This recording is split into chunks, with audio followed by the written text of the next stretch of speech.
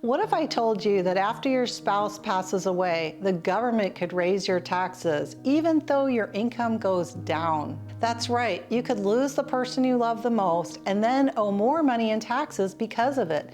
It's called the widow's tax penalty, and most people never hear about it until it hits them square in the face when they're already trying to hold their world together. Hey everyone, I'm Judy and welcome back to Reflections and Real Talk. Today we're breaking down a story that's part heartbreak, part hard truth, and a reminder of why planning ahead isn't just smart, it's an act of love. Let's talk about Carol and Tom, a couple who thought they'd done everything right for retirement until life changed everything. Carol and Tom were married 38 years. They worked hard, raised their kids, and built a beautiful, comfortable life. They just retired in their early 60s. Together, they brought in about $120,000 a year from Tom's pension, their IRA, and Social Security. No debt, a paid-off house, a fridge full of leftovers, and grandkids' pictures all over it. Tom used to tease Carol saying, "We're the American dream, just quieter and with earlier bedtimes." Life was good. Until the morning Tom had a heart attack, and just like that, Carol's world fell apart. Losing a spouse is like losing your anchor. Those first few months, Carol could barely think straight. The days blurred together. The funeral, the paperwork, the kind neighbors dropping off casseroles. Then came the quiet, and then came the mail. Bills, forms, letters from the pension office.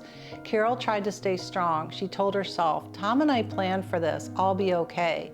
But when she sat down with her accountant next spring, she got a shock that made her stomach drop. Her accountant said, "Carol, your taxes are gonna go up next year," and she was shocked. That can't be right, I'm making less money, but it was true. When you lose your spouse, your filing status changes. The year of death, you can still file jointly, but the next year you file as single.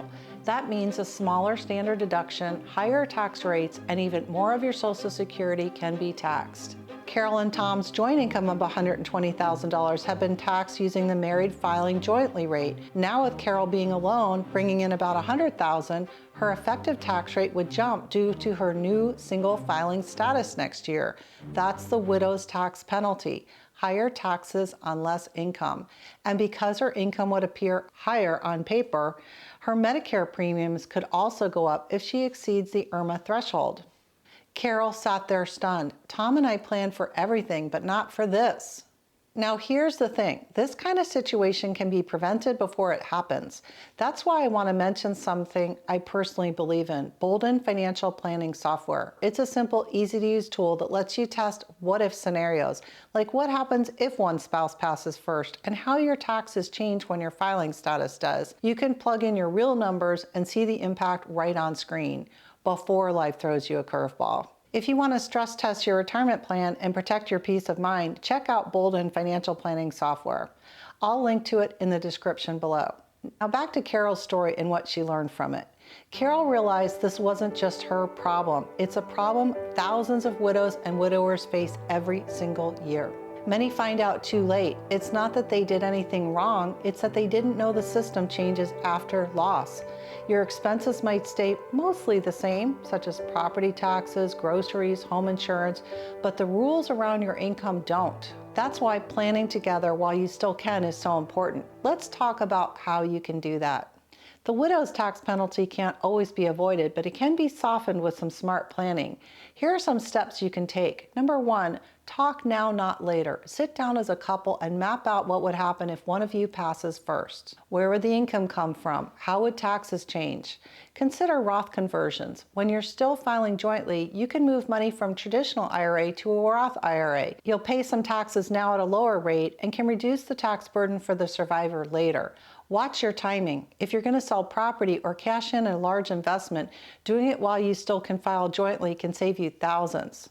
Delay Social Security when possible. That increases the survivor's benefit, giving more breathing room later. Get professional help. A financial planner or a good software tool can show you how all the pieces fit together: taxes, Medicare, withdrawals, and survivor income. Carol eventually found her footing again. She started using a planner who evaluated Roth conversions in the first year while she could still file jointly to lower her tax burden and RMDs later. They worked together to review her withdrawals as needed to stay within a safe rate to sustain her savings savings in order to reach her longevity and not run out of money. She uses Boldin Financial Software herself to test different income scenarios. Now she shares her story at her local community center, telling other widows how she learned to take back control of her finances and her future. Her message is simple. Planning ahead is love in action. Life is full of moments we can't control, but preparation, that's something we can do. If you're married, take 1 hour this week. Sit down together. Look at your income, your retirement plan, and what would happen if one of you had to walk this road alone. Because planning ahead isn't about fear, it's about love. I'm Judy, and this has been Reflections and Real Talk. Thank you for watching, and as always, take care of your heart, your home, and your future.